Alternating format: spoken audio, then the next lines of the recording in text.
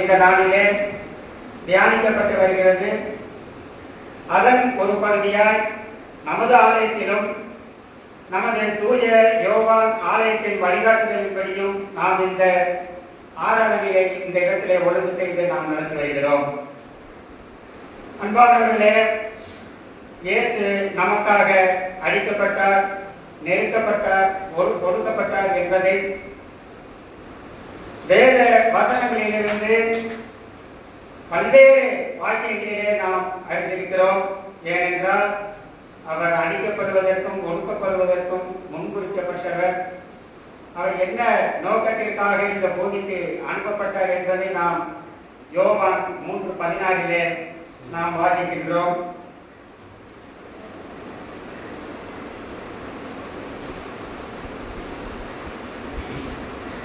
தேவன் தம்முடைய ஒரே பேரான குமாரனை விசுவாசிக்கிறவன் எவனோ அவன் கெட்டு போகாமல் நித்திய ஜீவனை அடையும்படிக்கு அவரை தந்தவரை இவ்வளவாய் உலகத்தில் அன்பு கொடுத்தார். இந்த வேத வாக்கியம் நிறைவேறத்தக்கதாக அவருடைய பாடுகள் அமைந்திருந்தது, அவருடைய மரணம் அமைந்திருந்தது, அவருடைய உயிர்த்தெழுதல் அமைந்திருந்தது என்பதை நாம் இன்றைக்கும் விசுவாசித்து அந்த சிலுவையின் பாதையிலே நாம் கடந்து செல்கிறோம்.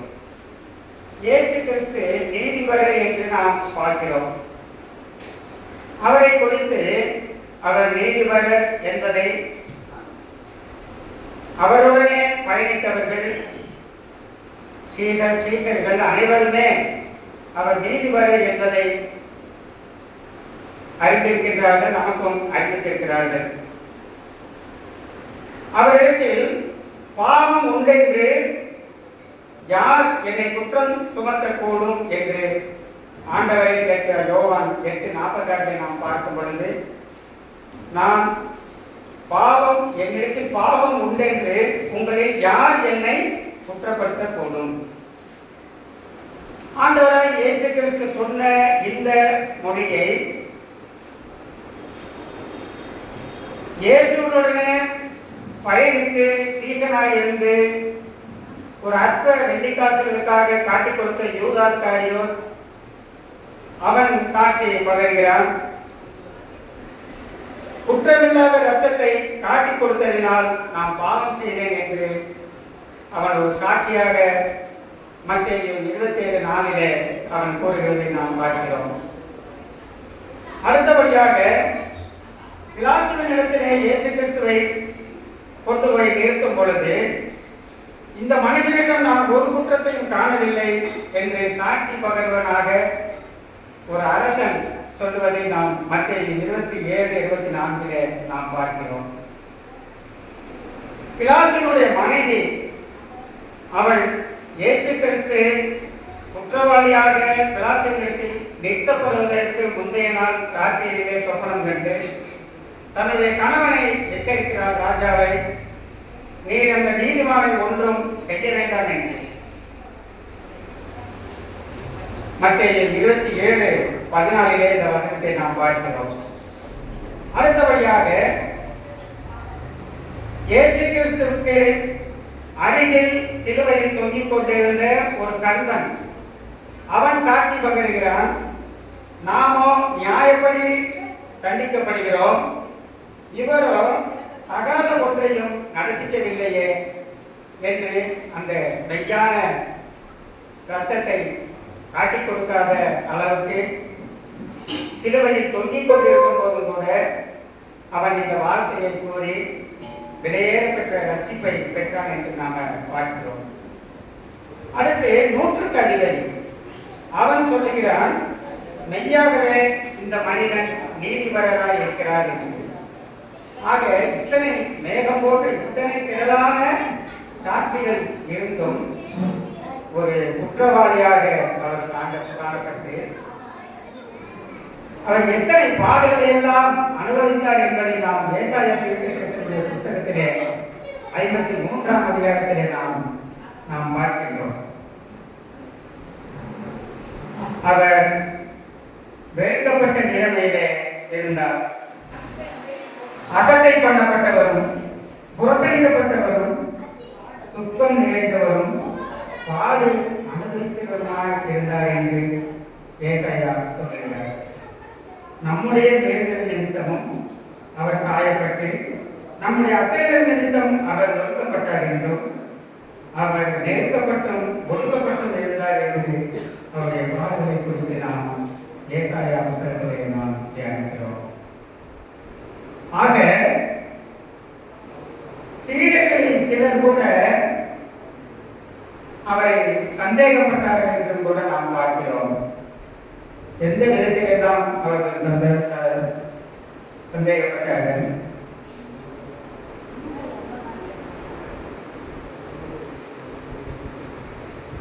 யூதா, நான் அவரை உங்களுக்கு காட்டிக் கொடுக்கிறேன், நீங்கள் எனக்கு என்ன கொடுத்தீர்கள் என்று கேட்கிறார். இன்றைக்கும் கிறிஸ்தவ சமுதாயத்திலே, கிறிஸ்தவ உலகத்திலே, கிறிஸ்தவ சபைகளிலே இப்படிப்பட்ட குணாதிசயம் இன்றைக்கும் நடந்து கொண்டிருக்கிறது. ஆக இந்த குற்றமற்ற அந்த ரத்தத்தை காட்டிக் கொடுத்த அந்த யூதாஸ்காரியம் மனஸ்தாபப்பட்டு வேதனைப்பட்டான் என்று பார்க்கிறோம். ஆனால் காட்டிக் கொடுத்தல் என்பது தன்னுடைய சொந்த சகோதரனாகிய யோசேப்பையே என்ன செஞ்சான்? யூதா அவனுடைய சகோதரன் பழைய ஏற்பாட்டை பார்க்கிறோம், காட்டிக் கொடுத்தாங்க என்று பார்க்கிறோம். அவனுக்கு 2 இருக்கு, 20 வெள்ளிக்காசு காட்டி கொடுத்தான். யூதாஸ் எத்தனை இருக்கு? 3 இருக்கு. எத்தனை வெள்ளிக்காசு காட்டி கொடுத்தான்? 30 வெள்ளிக்காசு. ஆக இந்த குற்றமில்லாத இரத்தத்தை இன்றும் நாம் துன்புறுத்தவர்களாகவே நாம் காணப்படுகிறோம். தோமா இயேசு கிறிஸ்துவினுடைய சீடரில் ஒருவராக இருந்தவர். கடைசி வரைக்கும் அவர் கூடவே இருக்கிறவர். அவர் கடைசி நாட்களிலே இந்திய தேசத்திற்கு வந்து, குறிப்பாக தமிழ்நாட்டிலே சாட்சியாய் மறைத்து ஆண்டவருடைய நாமத்தில் இன்றைக்கும் சாட்சி பகரப்படுகிறார். அவர் சொல்லுகிறார், சந்தேகப்படுகிறார். இயேசு கிறிஸ்துவினுடைய மரணத்தை குறித்தும் அவருடைய உயிர்த்தெழுதலை பற்றியும் சந்தேகப்படுகிறார். அவருடைய என் விரலை, என் கையை அவருடைய விரலிலே விழாவிலே போட்டாலே நான் என்ன செய்ய மாட்டேன், அவரை விசுவாசிக்க மாட்டேன். இன்றைக்கு நாம் அப்படிப்பட்ட ஒரு விசுவாசத்தோடு நாம் காணப்படுகிறோம். இந்த நாளிலே ஒரு உறுதியேற்று நமக்காக அவர் பாடுபட்டார், அடிக்கப்பட்டார், பாதிக்கப்பட்டார், நொறுக்கப்பட்டார் என்பதை நம் உள்ளத்திலே நாம் உணர்ந்தவர்களாய் அவரை எந்தளவும் சந்தேகிக்காமல் பக்கத்தலாய் விசுவாசத்தலாய் இருப்பது நாம் மிகவும்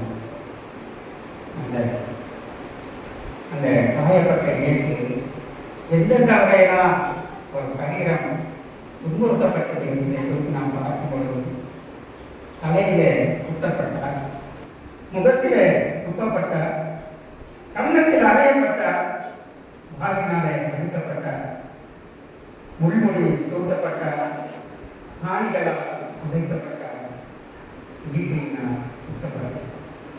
ஒரு மனிதனுக்கு ஒரே சரீரம் லேசாக ஒரு சரீரத்தை கொள்வதற்கு எத்தனையோ வழிகள் இருக்கணும். இத்தனை பாடுகளை அவர் அனுபவித்தார் என்றால் வேத வாக்கியங்கள், வேத இந்த 7 காரியங்களை குறித்து வசனங்கள் பேசுகிறது.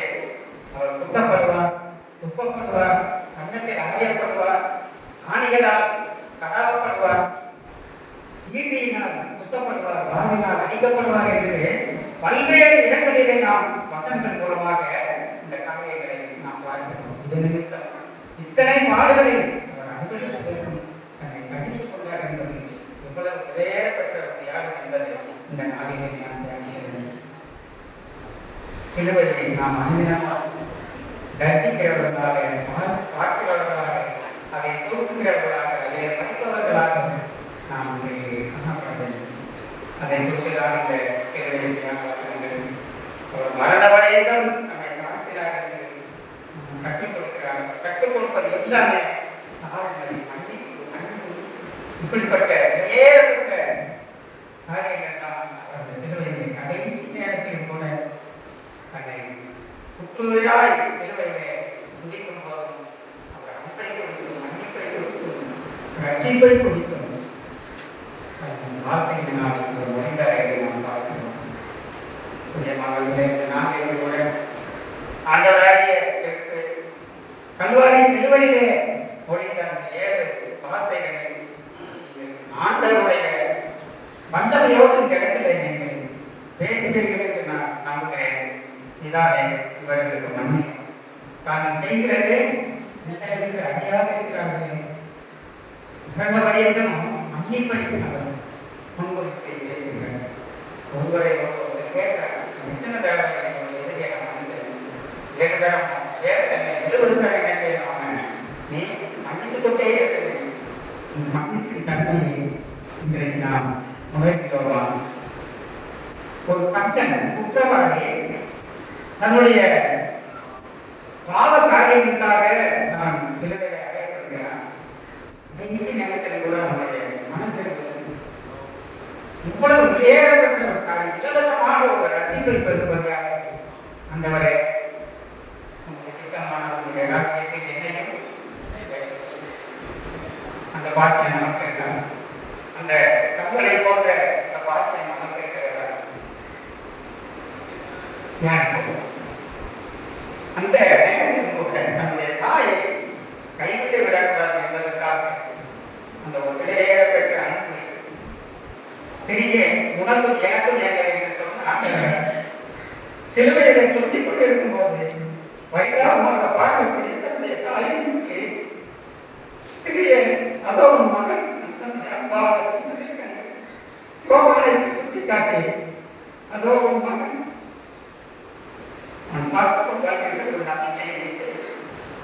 அதோடு தன்னுடைய அன்பான செய்தியை காட்டி இதோ நீ அவளை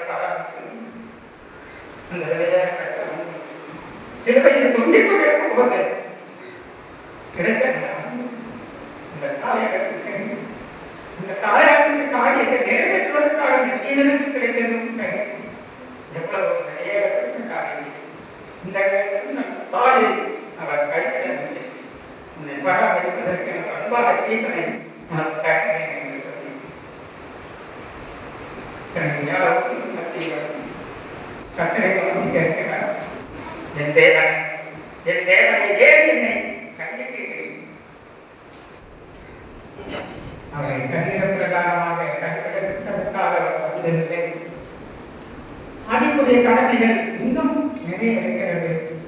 அதை நான் நிறைவேற்றினேனா, நிறைவேற்றி கவனித்தேனா என்ற ஒரு ஆதரவோடு ஆவிக்குரிய காரியங்களே என்னை ஏன் கண்டித்தேன் என்று கூறுவதை நான் பார்க்கிறேன். அதனை நான் தாக்கமாக இருக்கிறேன். அது ஒரு ஆத்மதான்.